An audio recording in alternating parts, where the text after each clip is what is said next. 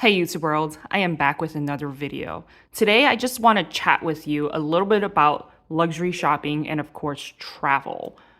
And it doesn't just have to focus on luxury, but just, shopping and traveling in general. The whole world is on full-blown raging and going out to travel, really just making up for the past 3 years, so to speak, that we've lost, and rightfully so, right? Prices for airline tickets and hotels are just insane right now. So I want to talk a little bit about how we can be smart when it comes to spending our hard-earned money. And I apologize in advance. This is going to be mostly for my US audience, but I am sure if you do your research, there will be something very similar in your country. So I highly encourage you after watching this video to do your own research and see what is available in your own country. But I will be focusing on a US-based credit card. Just jumping right into it.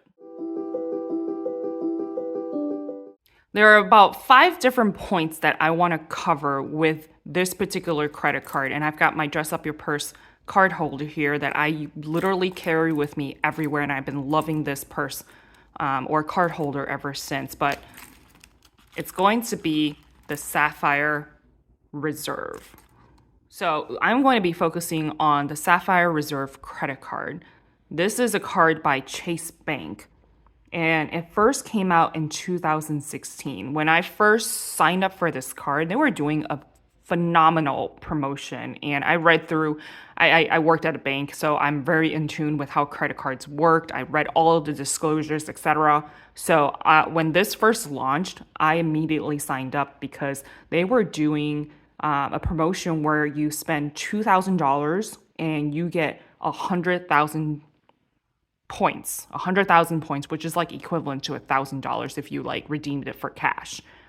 And it had a $450 annual fee back then for the first year, it had a $450 annual fee, but the first year was free. This thing like took off. It was crazy. Everybody wanted it. So I know there's a lot of reviews on this particular card already, but what I'm focusing on today is for you as a handbag lover, luxury shopping, travel person that really can take advantage of this particular card. So there are 5 items that I do want to cover. The first one being there is no foreign transaction fee on this particular card. And that is so important because if you're using your typical credit card, let's say the Freedom card or the Capital One card or Amex, if you go overseas and you were to swipe your card, it will use the current day exchange rate. You get charged 4% transaction fee. So let's just say you were making a purchase like a $2,000 or even just paying for your hotel room, right? In the local currency, you're paying that and the credit card automatically does the exchange rate for you. But then the credit card company will charge you a 4% transaction fee. So for $2,000, that's $80 right there, right? That you have to pay on top of whatever your actual purchase, which is to me like, no, I'm not paying that fee, right? So for you, when you're looking for a travel credit card, and most of them are, when they advertise it to be a travel credit card, it is going to be foreign transaction fee free. The other thing is that if you do a lot of online shopping, this card is amazing as well. Like, for example, you saw my videos, and if you haven't checked out some of my videos and hauls that I got from Japan, where luxury purchases, secondhand, pre-owned, whatever, is a very big market, and it's really awesome to go shopping there. Even if you're overseas in a different country and not just from the United States and you're purchasing from Japan, I'm sure there's other similar cards out there. Do your research for it. But here for this particular card, you can actually, through PayPal, and I've tried this with other cards like my Discover card, and if I put it into PayPal, it doesn't let you pay in the local currency. It forces you to use the US dollars, which is, again, whatever PayPal offers you at their rate, exchange rate, right? Whereas if you input the Sapphire Reserve card, you can choose to pay in the local currency, which is always more advantageous for you. So that's another thing when it comes to luxury shopping or just shopping internationally in general. This is an awesome card for you to have and not have to pay foreign transaction fee as well as able to pay the local currency. Number two, talking a little bit about travel.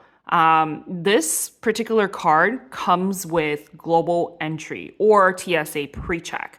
They will pay for your global entry. And if you don't know what global entry is, it's basically doing a background check, making sure you're not a criminal, and then they give you like this number where when you come back in to the States, you don't have to stand in the regular peasant line, as my boyfriend and I like to joke. He always went to the peasant line as I spud through global entry. You basically just show up to one of their machines, fill out a couple questions like declaring stuff, and you scan your face and then you go right to the luggage. You don't have to stand in line, meet with a customs officer or immigration officer, and they look through your passport, whatever, right? You just zip right through. And it's the same thing for TSA pre-check. And I highly recommend that if you're going to go through that process, you might as well use global entry because it works with TSA. Whereas TSA is only used locally where you can speed through the security checking process. I'm telling you all my secrets. This is how I travel. So hopefully it helps you. But for the TSA pre-check, you don't have to go through the regular line, take off your shoes, take out all your liquids. You bypass all of that with TSA pre-check. But again, get the global entry, especially even if you're not planning on doing international travel. You never know, right? So, and of course, this credit card is paying for your fee. So you might as well dish out the money up front, which again, global entry is like $100, whereas the TSA pre-check is like $70, I want to say, I forget, maybe $78. And you have to renew it every 5 years, which again, your credit card will pay for that for you. So you swipe the card, through the application online, and then off the credit card statement, will give you a credit automatically because they recognize that particular transaction. So that's another benefit to this. Number three, just your typical cashback, right? So most, like the Freedom card, you get 5% cashback, but it's like rotating categories. Whereas this one is 3% cashback on all travel and dining. When we say travel, it is not talking about gas stations. This is talking about like parking, or if your hotel expenses, just random things like that. That's considered quote unquote their travel category. You get 3% cashback. And if you eat out a lot, dining is an excellent one as well. You also get 10% cashback on Lyft. That is temporary right now, I think. I don't know when their contract is going to end, but I just signed up for their Lyft Pink, which is a 2-year membership. And that is completely free as well. So I'm assuming that probably at least in the next immediate 1 or 2 years, you're going to get 10% back on Lyft, which is great. And then, of course, 1% cash back on everything else. You also get benefits with DoorDash. The list goes on and on. Definitely check out Sapphire Reserve's benefits. So that's just your typical cash back that you get. Now, the other thing you also receive is the priority pass. Again, just blocking my name out here, but you also get priority pass. And obviously this is not the best like lounge. It's not going to be your United Club. Again, this is for a lounge pass at the airport. It's not going to be your new United Club or, the Delta or like American Express, not like as fancy as that, but it is pretty nice because it does work at a lot of different airports where they have lounges that you can go in and eat for free, drink for free, and kind of just chill out for a minute. Some of them are extravagant. Some of them are just like, what the hell is this? You've got peanuts and like, soda, and that's it. You call this a lounge, which is kind of nice still because then you get away from all the crowds that are sitting at the gates. So this priority pass does work everywhere. It comes with an app, and you can actually figure out what gate it's at or what terminal the priority or lounge is going to be at. Some of the smaller places, there aren't any lounges, so there's certain restaurants in the airport where they'll give you like a $35 credit to use towards food, and you can kind of just sit down at the restaurant, which is kind of nice too, right? So that is worth $99 that they will pay for, and they'll automatically send it to you. And it used to be like when this first launched with Priority Pass, I think I went on a trip with like six to eight people. I brought the whole lot in to their lounge, and I was the only one with the access, right? but people have abused it. So now they have restrictions where you can only bring up to 3 people. So keep that in mind. The last point I wanted to cover is the ultimate rewards points. So now if you have the Freedom credit card or any other Chase card that accumulates points, do not use them, do not redeem them, transfer them over to the Sapphire Reserve whenever you can. I like to brag to my friends, which is so stupid, but I'm just like super proud of myself, that I have over $6,000 worth of points hoarded. I grab points from my boyfriend. He has a Freedom card. I said, you cannot touch those points. Those are all mine. And I would literally transfer it all to my Sapphire Reserve, which is why I have like $6,000 worth of points. But what's cool about that is that you can actually access the Ultimate Rewards program through Chase and book hotels, flights, and car rentals and whatever, anything related to travel. And every 10,000 points is worth $100. Now, you can obviously redeem that as cash, but it's actually worth 50% more. So if you have 60,000 points, again, remember it's 10,000 is equivalent to $100. So if you have 60,000, which is $600, you can actually book a flight that's worth $900. The other thing that you can use with those points is that you can transfer your points over to their partner airlines. So for example, I am with United. They have a bunch of them that you can choose from. But let's just use United as an example. Recently, I booked a flight to Paris with my girlfriends, and being gold, they give you like point saver miles kind of flights. I was able to, the flight that I was looking at from Paris, or from Chicago to Paris, all in all, ended up being 66,000 miles.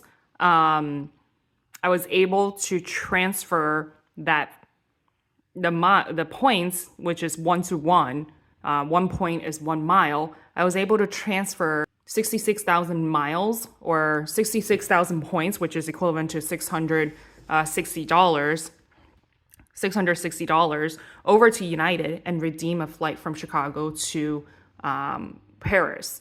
I also had to pay about $100 cash, or I guess charge it to my credit card, right?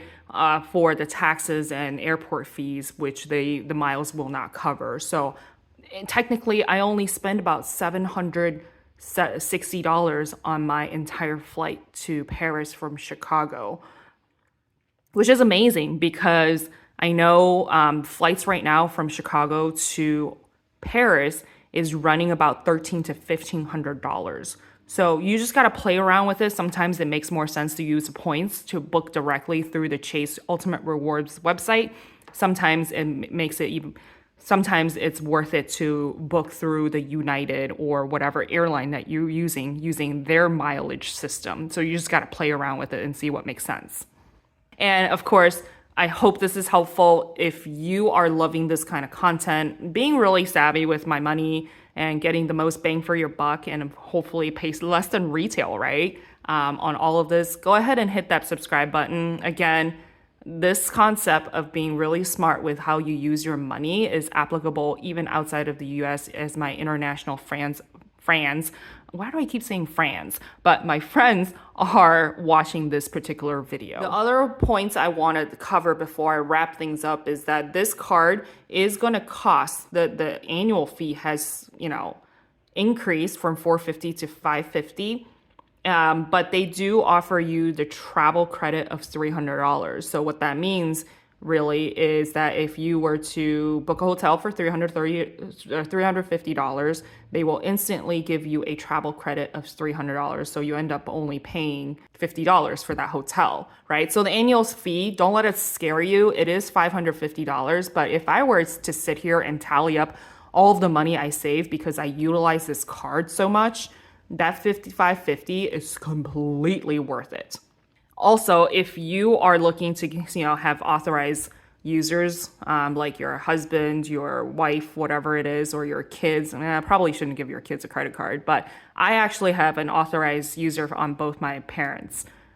They each got of their card, and which is cool because they each all get their own priority pass as well. So if they're traveling separately, they can still access the lounge.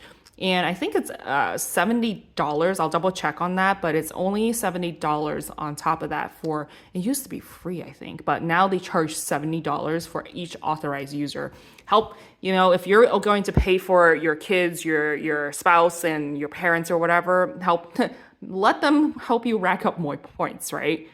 And another pro tip I do want to cover is that when you are traveling internationally, and most people come out, like servers or at shops, they come out with the credit card terminal, always double check. I was actually annoyed with this because I completely forgot. When I went to Greece last November, and if you haven't checked it out, my Pack With Me video, definitely take a look at that. The locals there, all of course, obviously, like, oh, here's some Americans, right?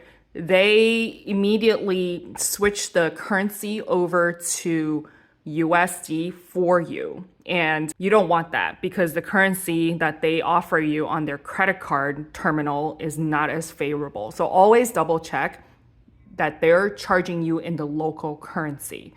Oh, one more thing I wanted to cover. The Sapphire Reserve, the Sapphire card with Chase in general, there's actually two different versions. There's the preferred and the reserve.